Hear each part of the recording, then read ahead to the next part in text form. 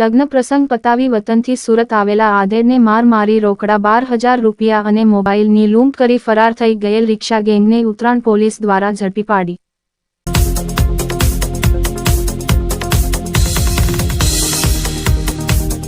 હકીકત એવી છે કે આ કામના જે ફરિયાદી જે છે એ ગઈકાલે વહેલી સવારે પોતાના વતનમાંથી કાપોદ્રા 4 રસ્તે ત્યાં ઉતર્યા હતા અને પોતાના એમના દીકરાના ઘરે જવાનું હતું.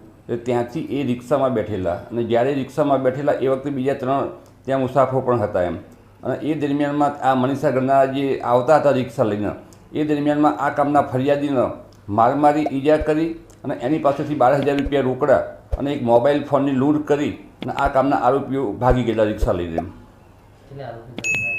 અત્યાર સુધીમાં 2 આરોપીઓ ઇમરાન અને સરબાઝ ખાન કરી અને 2 આરોપીઓનો પકડવામાં આવેલા છે. આ ગુનાના કામે રિક્ષા, રોકડા 6,000 રૂપિયા તથા જે સરી જે મારેલી હતી ફરિયાદીને એ કબજે કરવામાં આવી છે.